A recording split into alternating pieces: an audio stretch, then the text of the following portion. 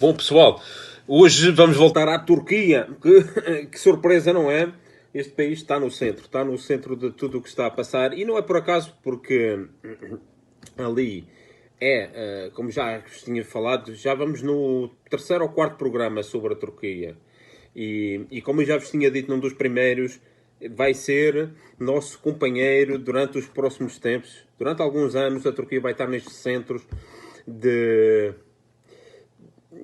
mudança geopolítica, nestes paradigmas da geopolítica a nível mundial, porque é o centro, porque está entre a Europa e a Ásia, concretamente, naquele ponto que é muito importante e que joga um papel, como eu já aqui falei no mais recente episódio sobre a Turquia, há que ver isso.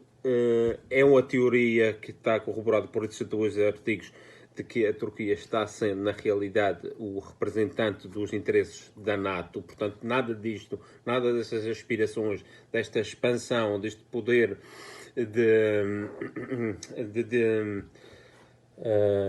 influência da Turquia naquele seu espaço histórico, nada disto é feito à revelia dos interesses da NATO. É, na realidade, uma potência guardiã dos interesses destes, por causa de que os Estados Unidos têm que delegar, tal como está delegando à Polónia, o leste da Europa. E isto, neste caso da Turquia, ainda por cima, fica incumbido de Balcãs, julgo eu, porque há ali aquele... agora no Montenegro as coisas estão, não se sabe muito bem, aquilo ali é uma zona muito volátil. Este Jukanovic, que já está lá há 31 anos, agora está contra os sérvios. Aquilo é o acesso ao mar da Sérvia. Também o pacto entre a Sérvia e o Kosovo, que foi patrocinado pelos americanos, completamente falhado, porque aquilo implicava... também explica um pouco da ignorância ou da falta de sensibilidade dos americanos em relação às coisas como são na Europa, principalmente nos Balcãs, ou então é mesmo propositadamente feito dessa forma. Implicaria redefinição de fronteiras e também, consequentemente, movimento de populações inteiras, troca de populações. Aquilo fica tudo por água abaixo. E agora, ali há um problema. Se a Europa não toma cartas, a Alemanha, aquilo ali está um problema. Porque há os interesses turcos, obviamente, Kosovo, e há os interesses russos na Sérvia, não é? E, portanto, a Turquia tem a zona dos Balcãs, Albânia, Kosovo, Bósnia, ou seja, é delegado, julgo que é delegado todo o papel de controlar politicamente, geopoliticamente esta área, a área do Cáucaso do Sul e Norte, provavelmente, dependendo de como as coisas andem com a Rússia, mas no Sul, claramente, agora com o Azerbaijão e os temas agora entre a Arménia e o Azerbaijão, na Síria, onde os turcos ainda não saíram, do Iraque, e agora Mediterrâneo Oriental, por toda esta prospecção de gás, Mar Negro, e isto aqui choca outra vez com os interesses da Rússia, e depois Norte da África, claramente aqui a Líbia, não é? Trípoli, esta aliança continua a frutificar entre a Turquia e a Líbia, para a surpresa e impotência dos franceses, que começam a perder terreno naquela zona, porque aqui há uma expansão marítima também dos turcos. E naquilo que se refere concretamente à prospecção de gás, eu li em algum lado, apenas vou ver se encontro o artigo, ou ouvi num documentário, que havia um cálculo, estes cálculos são assim um pouco difíceis, não é? Mas o cálculo de gás que há nesta zona do Mediterrâneo Oriental, e aí, daí todo este problema entre todas as potências, Egito, Israel, Turquia e Grécia, seriam reservas que dão para abastecer 25 anos dos Estados Unidos, com os níveis de consumo atuais, que são muito altos. É o país consumista por excelência, 25 anos. Portanto, estamos aqui a falar de muito, mas muito dinheiro, muita influência e portanto, é aqui foi uma mudança no jogo da energia para a Europa, da qual os russos até agora têm tido a maior parte da fatia dos dividendos, mas que entra aqui um outro jogador importante que é a Turquia, e agora vem novas jazidas, mas no Mar Negro, aqui em Turquia, faz descoberta. Eles já estavam há 2 anos em prospecções no Mar Negro, em zonas à frente da Bulgária e da Roménia, que isto vai trazer mais problemas, porque são outros atores, mas dentro de águas jurisdicionais turcas. E aqui estamos a falar na costa da Trácia, já próximo de Constança, na Roménia, onde há uma base aérea da NATO. E essas notícias são muito frescas, de ontem, salvo erro, e diz que amanhã, sexta-feira, o Erdogan vai fazer um anúncio à nação a dizer que tem boas notícias, muito boas notícias, e que proclamará o início de uma nova era para a Turquia, uma nova era em que a Turquia vai ter outro papel, porque torna-se uma grande potência económica, energética. Agora, o Tiur, vamos esperar para amanhã ver o que é que ele diz, se há alguma coisa assim de especial, porque estas atividades dos drilling, da prospecção, descobri ali jazidas de grande coisa no Mar Negro. E no Mar Negro é muito importante porque é o acesso da Rússia, da frota do Mar Negro, que está em Sevastopol, e que controla todo o Mar Negro, mas para sair de lá, para passar no Bósforo e Estreito dos Dardanelos, necessita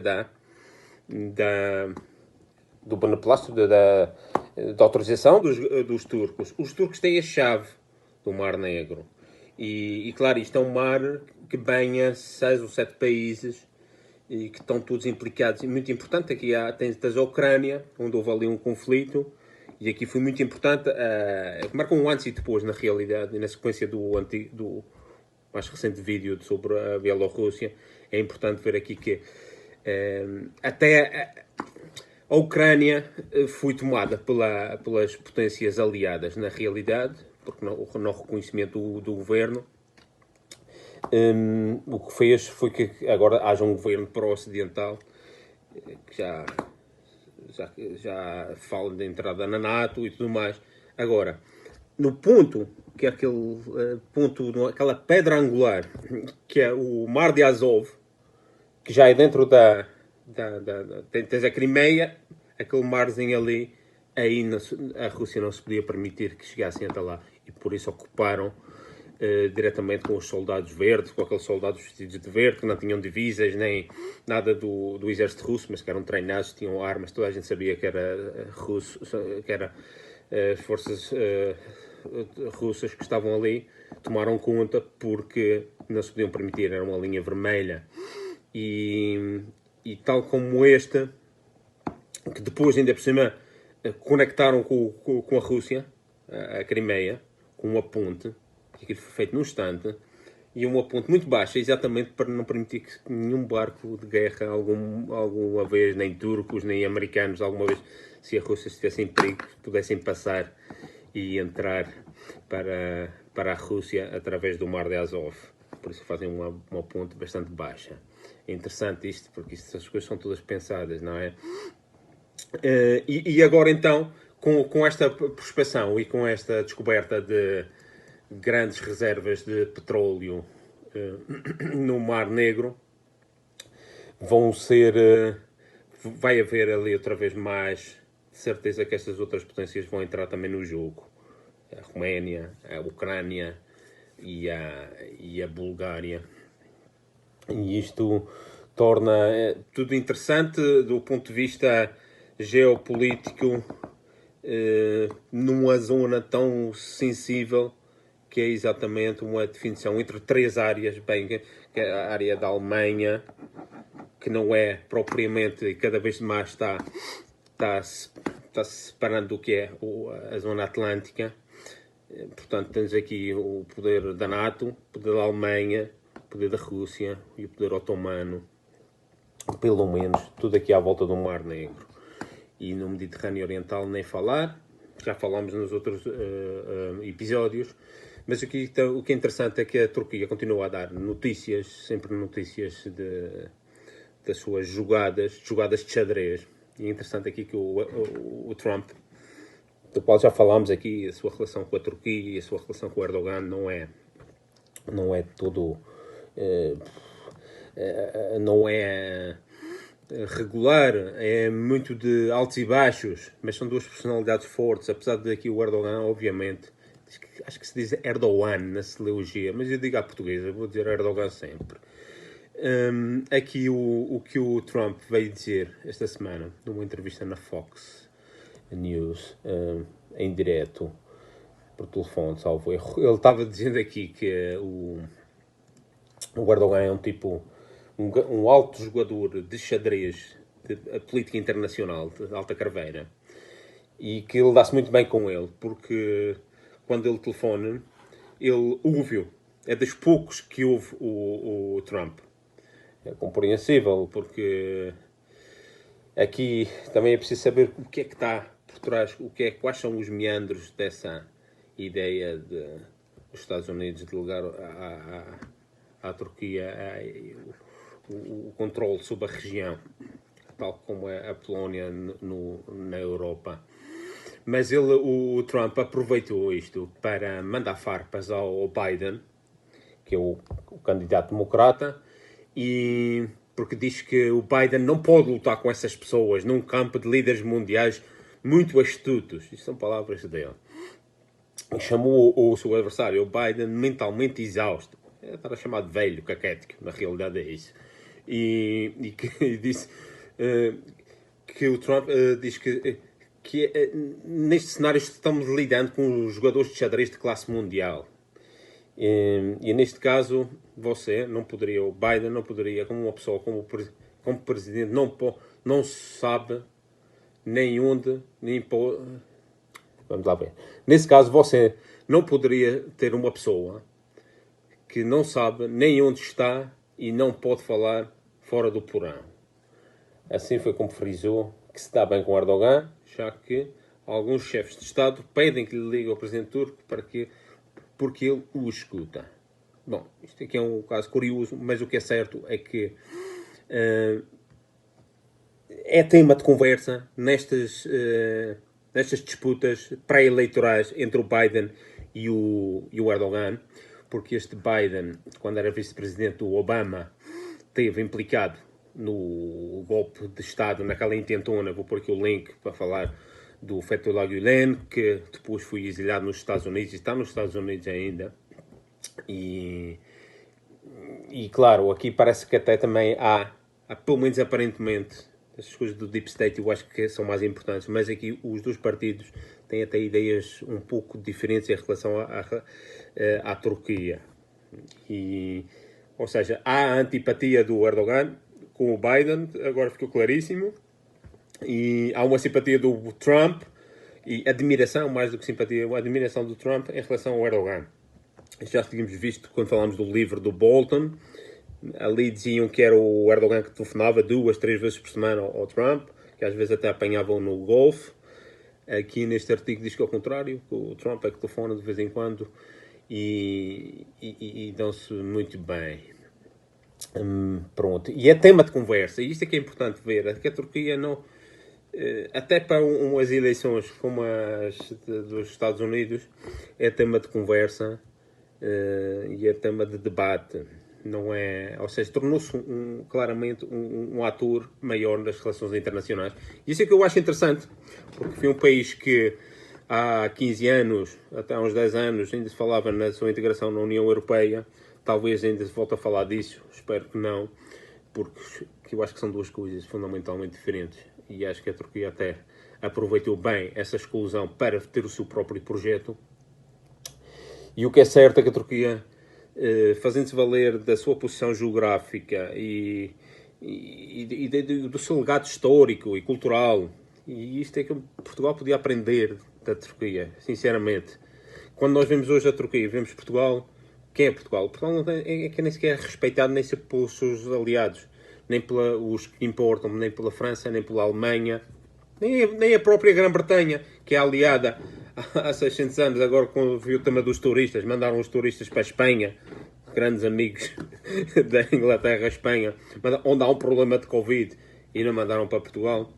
Nós só contamos para nada. Não contamos para nada. Os americanos, então, nem sequer sabem onde é que fica Portugal no mapa. E a Turquia não é bem assim. E aqui temos uma muito clara... claro ponto. Por exemplo, esta semana, o ministro dos Estrangeiros turco, não sei se se lê assim, mas eu acho que é Mevlut Çavuşoğlu, viajou a Caracas. A Turquia é um dos poucos países importantes que ainda têm um orgulho e têm uma política, têm um plano e têm uma soberania nacional, que reconhece o presidente da Venezuela, o presidente eleito da Venezuela, e não teve que ir atrás dos Estados Unidos por causa que o presidente lhe deu uma coisa que foi convencido pelo Bolton a buscar um presidente fantoche, e agora todos os outros países foram atrás e Portugal foi, e quer dizer, é ridículo, é trágico ou cómico. E aqui temos a Turquia, que tal como a China, como a Rússia, como o Irão, como países que têm que estão aí, que estão a subir, têm um plano, não é a Maria vai com as outras. Esta semana esteve em Caracas, reunido com o seu homólogo, Jorge Ariaza, e depois com a Delcy Rodrigues, que é a vice-presidente, e com o próprio Maduro, para discutir colaboração entre a Turquia e a Venezuela em áreas de comércio, agricultura, educação, turismo. É assim que se faz as coisas. Não temos que estar dependentes das multinacionais, das sanções, da chantagem e do medo. Há que ter um plano e uma soberania nacional. E aqui a Turquia mostra-nos bem o caminho. Se há coisas que eu não estou de acordo com a Turquia, porque eu acho que a forma de conceito de nação, de filosofia toda é bastante diferente da nossa. Há que ver também as coisas que eles estão a fazer bem. E vejam que eles estão no mapa. E então estes temas agora com o gás. Esta semana mandaram... Vejam que a França fazendo ameaças, a Grécia fazendo ameaças. Não vamos deixar que os vossos navios de prospecção sísmica venham aqui para a zona do Chipre. E a Turquia diz, não, nós é que não vamos deixar que nenhum barco vosso militar se aproxime destes barcos, que são caríssimos, como este, como é que se chama, este, vou ver se ponho aqui um link esta aqui, deste, Turquia, o Yavuz.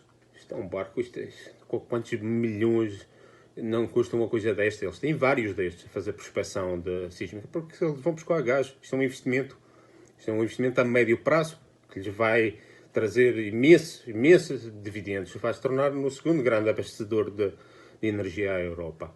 E aqui está o Yavuz, e depois os outros três mais pequenos.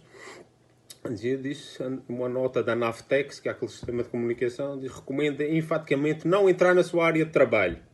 Portanto, aqui já se sabe que nas notícias desta semana e a semana passada está ali uma tensão muito alta entre dois países da NATO, três, Grécia, Turquia, França, mas o que é certo é que a Turquia continua e está ali, tem aquela zona do Chipre, norte do Chipre, que é onde eles estão a fazer estas prospeções. Primeiro, há esta zona que está ocupada, de facto, desde 1974. Nunca ninguém, nem a Europa, conseguiu tirá-los dali. E ali o problema é um problema de ocupação.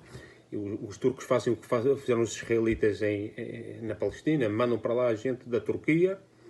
E claro, dão-lhes terras baratas, terras que eram de gregos. Já lá estive uma vez de férias, falei com pessoas gregas.